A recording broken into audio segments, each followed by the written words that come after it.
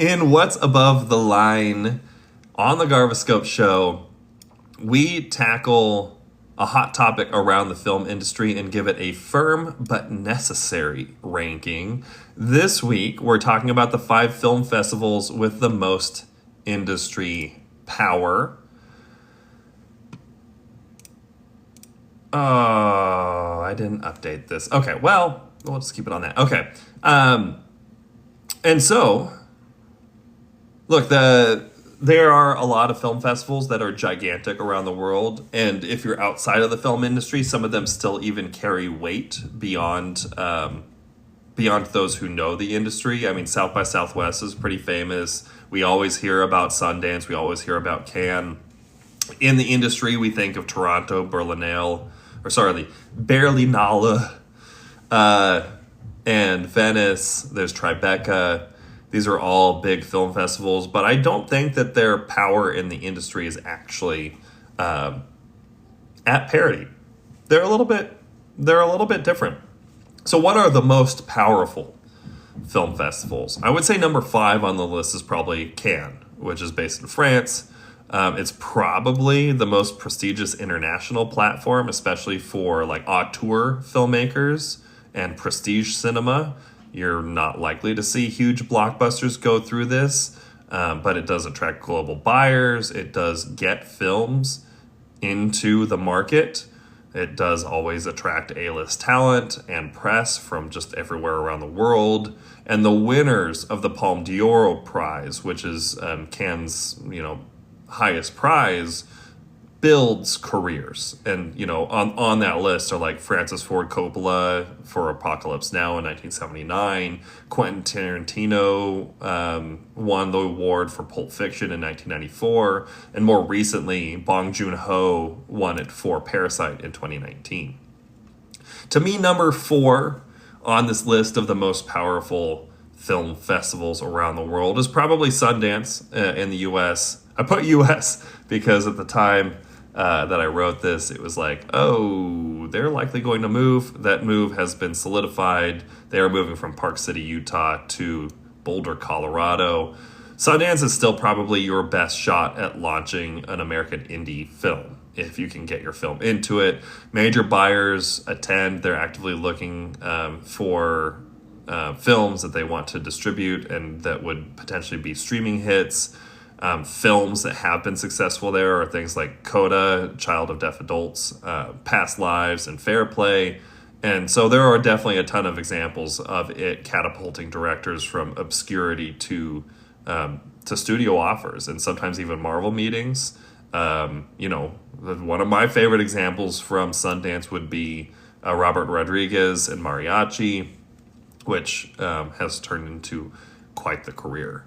Number 3 on the list of the most powerful film festivals, I would say, is probably Toronto International Film Festival, or TIFF, T-I-F-F. It is perfectly timed right ahead of the awards season. It usually brings in a bunch of A-list premieres, it brings in a bunch of Oscar hopefuls, and has a strong market that works toward negotiating deals between filmmakers and buyers for North American distribution. Their People's Choice Award has been a pretty reliable predictor of Oscar performance. It includes Nomadland, Green Book, and 12 Years a Slave. Then there's Germany, number 2 on the list, Berlinale. It's German. It's spelled Berlinale.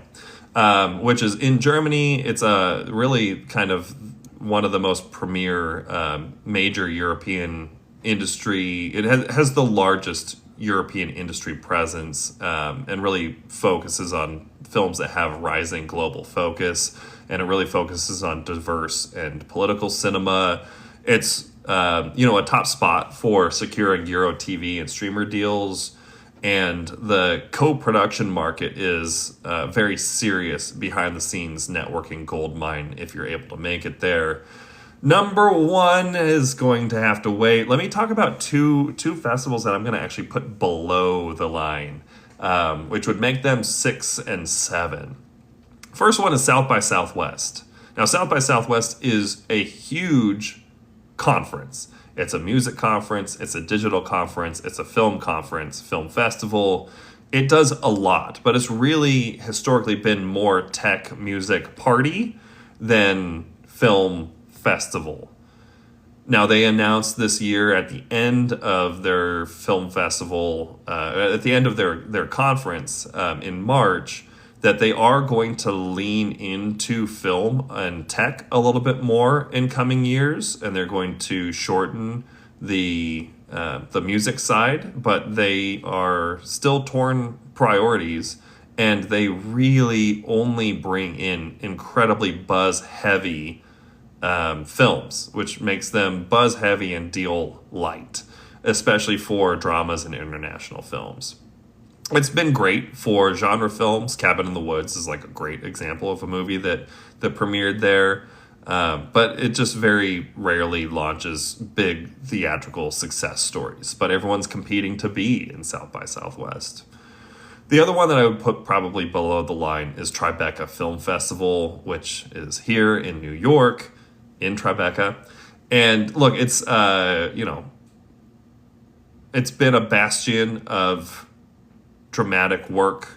It's held up and championed by Robert De Niro. It's been great for prestige and clout in New York. But distribution deals don't really actively come out of that. It feels like to me, it feels like a super well curated series of screenings more so than like a film marketplace where deals can happen. And it doesn't draw the same deep bench of buyers that you would get if you went to Toronto, Sundance, or even Berlin. Okay, let's jump back up to the top, and that is the number one film festival, I think, when it comes to powering independent filmmakers, and that's actually Venice Film Festival, not Venice Beach, Venice in Italy. They are historic, they're glamorous, and they are a powerful early launch pad for awards contenders. They tend to favor auteur-driven and artsy prestige films, so if you're like a true film fan versus a movie fan, it is the place that you want your film to go. There are occasionally splashy studio debuts that happen there, but The Whale, Roma, and Power of the Dog all premiered at Venice. And that's my list, and that has been Above the Line.